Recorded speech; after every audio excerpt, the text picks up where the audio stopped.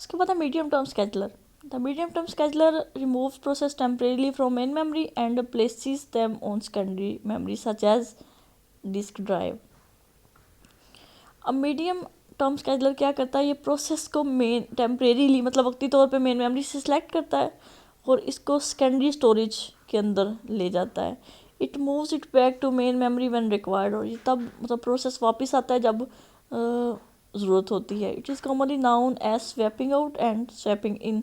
मतलब जब कोई प्रोसेस जो है वो मेन मेमोरी से सेकेंडरी स्टोरेज में जाता है उसको हम कहते हैं स्वैप आउट, जब वो वापस आता है उसको कहते हैं हम swapping in. The medium term scheduler may decide to swap out a process which has not been active for some time or it has low priority।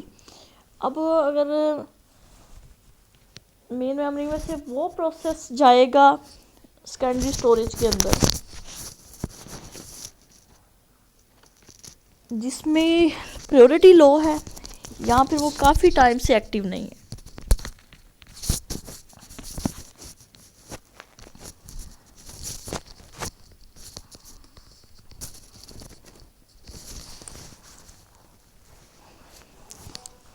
मतलब उसने सिलेक्शन करनी है किस प्रोसेस ने जो है वो सेकेंडरी स्टोरेज में जाना है। अब ये दो रीज़न की बेस पे हो सकता है, या तो एक प्रोसेस की प्रायोरिटी बहुत लो है, उसने मतलब काफ़ी देर के बाद एग्जीक्यूशन स्टार्ट करनी है तो तब तक मेन मेमोरी से उसको सेकेंडरी स्टोरेज की तरफ भेजा जा सकता है, या फिर कोई प्रोसेस है वो काफ़ी देर से एक्टिव नहीं है लेकिन वो मेन मेमोरी में मौजूद है, तब भी जो मीडियम टर्म स्केजुलर है वो इसको स्वैप आउट कर देता है। It can also swap out a process that is taking up a large amount of memory to free up main memory for other processes.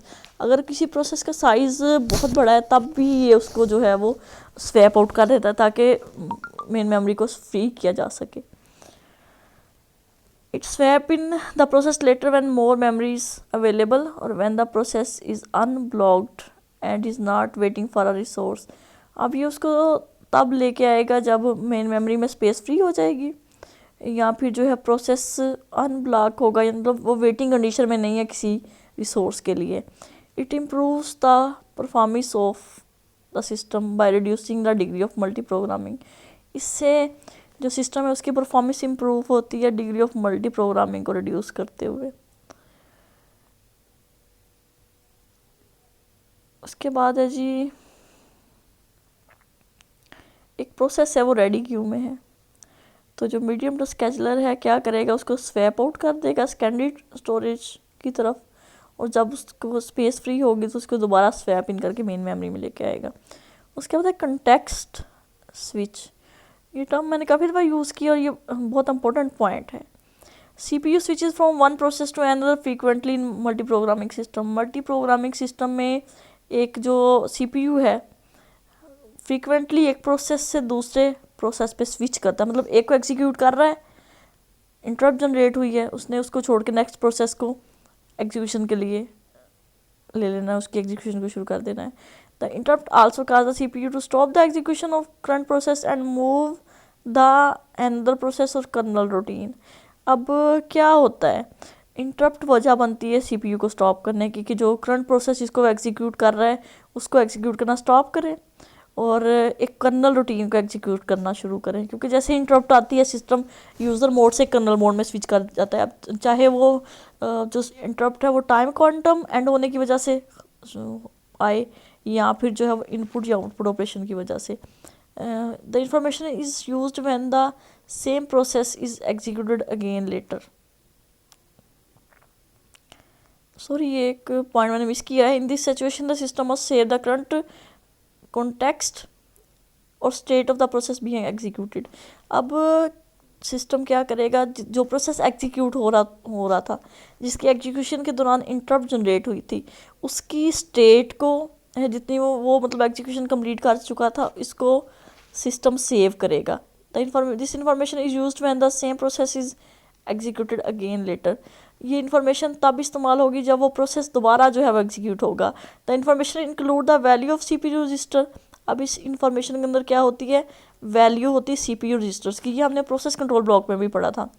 Process state, उसकी state के बारे में कि वो किस स्टेट में है, एंड मेमोरी मैनेजमेंट इंफॉर्मेशन, और मेमोरी मैनेजमेंट की जो इन्फॉर्मेशन होती है, ये तीनों पॉइंट हम जो है वो पढ़ चुके हैं प्रोसेस कंट्रोल ब्लॉक के अंदर। It is stored in the process control block. अब ये तीनों जो इन्फॉर्मेशन होगी ये प्रोसेस कंट्रोल ब्लॉक में सेव होगी। This process of switching from one process to another and saving the state of current process is known as context switch. अब first process से मतलब जो एग्जीक्यूट हो रहा है उससे नेक्स्ट प्रोसेस पे स्विच करना और उसकी स्टेट को सेव करना, इसको हम कॉन्टेक्स्ट स्विच करते हैं। The kernel saves the context और state of the old process in its PCB and loads the new saved context of the new process। अब क्या करता है कर्नल, जो प्रीवियस प्रोसेस एग्जीक्यूट हो रहा होता है इसकी स्टेट को सेव करता है प्रोसेस कंट्रोल ब्लॉक में, और जो नया प्रोसेस जिसकी एग्जीक्यूशन स्टार्ट करनी होती है उसके प्रोसेस कंट्रोल ब्लॉक को लोड करता है। It is important for proper execution of processes. ये किसी भी प्रोसेस को प्रॉपरली एग्जीक्यूट करने के लिए बहुत इंपॉर्टेंट है। द न्यू प्रोसेस में use the data from the old process if context switching does not occur.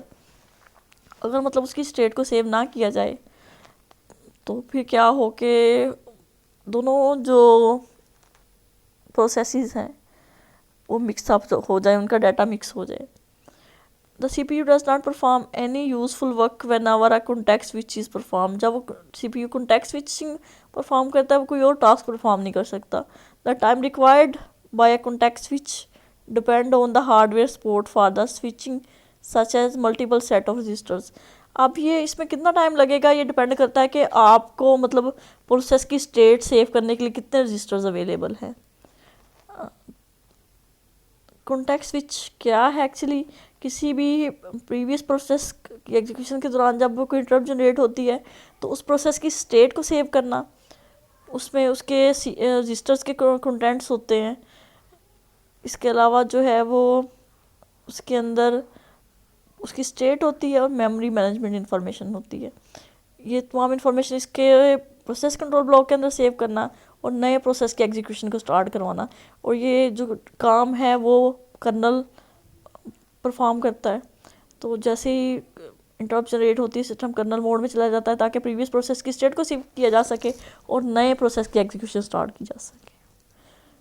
Okay, ये आज का लेक्चर है, इसमें कोई अगर इशू हुआ तो आप लोग डिस्कस कर लीजिएगा। स्टूडेंट्स आप रिस्पॉन्स नहीं कर रहे कि आपको समझ आ रही है या नहीं आ रही, अगर कोई इशू है तो आप लोग डिस्कस कर लिया करें उसको। जी, अल्लाह हाफिज़।